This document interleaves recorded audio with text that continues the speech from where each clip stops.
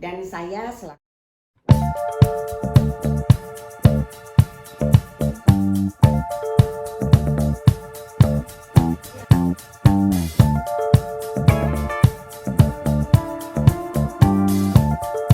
sudah datang ke kantor kami itu per apa Pak? April ya? April.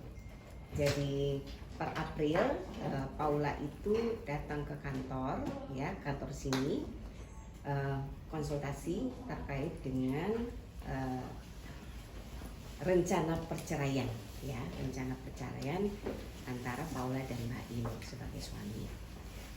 Proses konsultasi itu sudah berjalan, lalu kemudian di bulan Mei ya, Paula kemudian memberikan kuasa kepada kami untuk membantu menyelesaikan persoalan rumah tangga mereka antara Paula dan Mbak Im yang memang pada waktu itu sudah sampai tahap siap-siap untuk bercerai ya, tapi Paula berharap waktu itu memang supaya ini tidak terjadi, masih bisa diperbaiki hubungannya gitu. Berjalan waktu ya, kami selaku tim kuasa hukum sudah melakukan upaya yang luar biasa ya, melakukan proses komunikasi juga dengan pihak lain melalui salah satu tim lawyernya. Kita sudah sampaikan ya bahwa kalaupun memang perkawinan ini sudah tidak bisa dipertahankan, baiknya dilakukan suatu proses perceraian yang baik-baik saja ya, mengingat memang mereka punya keluarga besar masing-masing. Pihak Mbak Im punya keluarga besar, pihak Paula juga memiliki keluarga besar, dan yang pasti mereka memiliki buah hati ya, 2 orang anak yang masih di bawah umur. Nah, proses itu sudah kami lakukan sampai kemudian pada bulan apa Pak? Minggu lalu ya, 2 minggu lalu ya.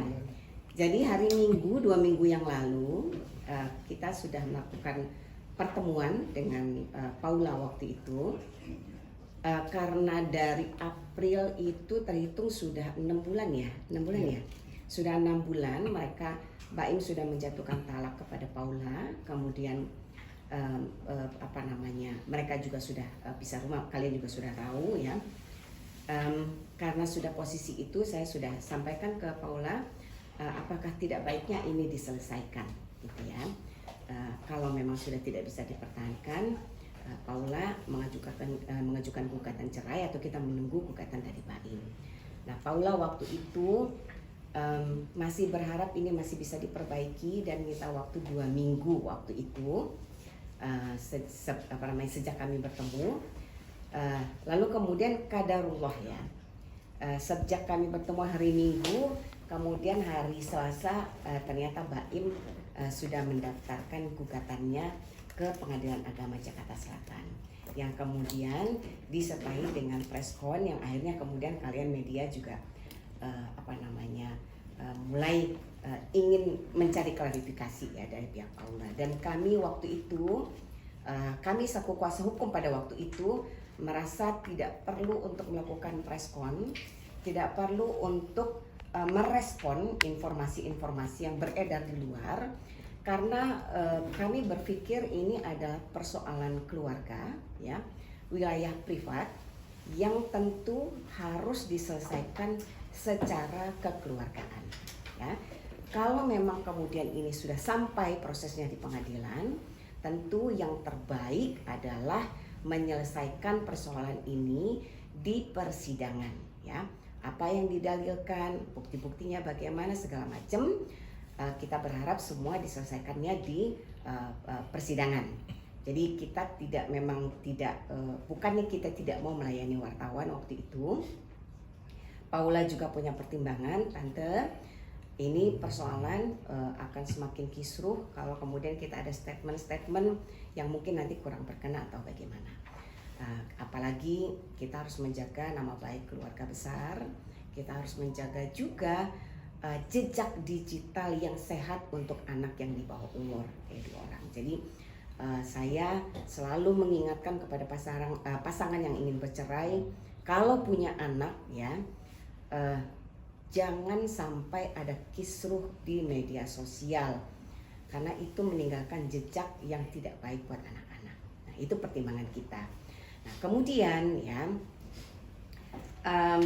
karena sudah masuk gugatan, ada informasi simpang siur ya,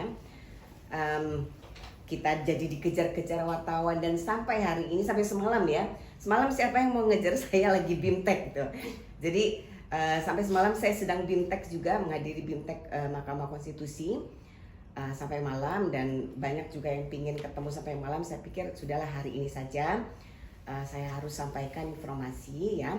Perlu saya sampaikan ya, hari Jumat setelah hari Selasa BAIM melakukan gugatan ya, kita sudah melakukan bedah kasus dengan Paula ya hari Jumat.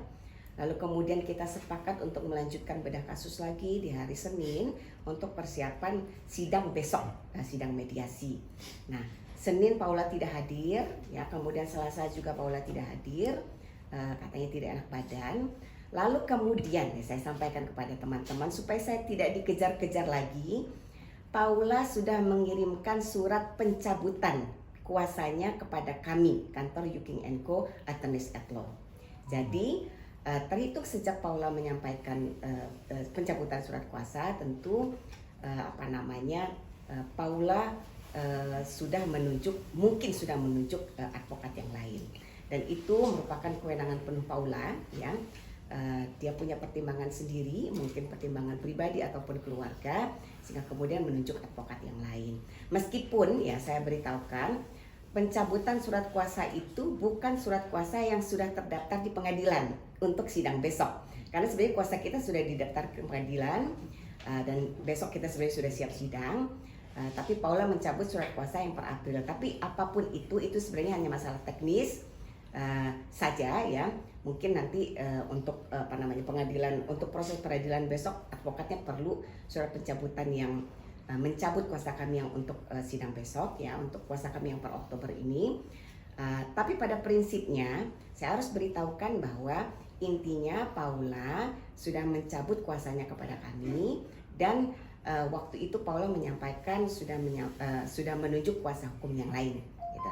Nah, itu yang akan saya sampaikan, yang perlu saya sampaikan kepada teman-teman semua. Dan saya selaku orang yang mengenal baik BAIM, saya juga mengenal baik Paula ya. Mereka adalah pasangan suami istri yang sebenarnya baik-baik saja. Bahwa kemudian dalam perkawinan mereka ada persoalan, ada perbedaan cara pandang segala macam, itu manusiawi. Dalam setiap perkawinan pasti selalu ada persoalan.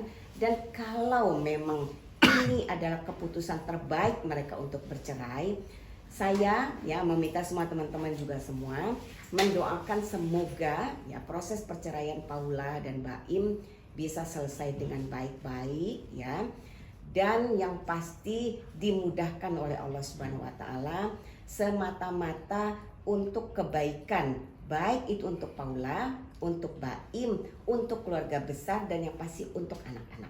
Jadi kalaupun mereka harus bercerai, saya berharap mereka bisa cepat selesai cerai dengan baik-baik ya kan, tanpa ada kisruh sana sini, tidak perlu saling menjatuhkan satu sama lain karena mereka punya anak, itu aja.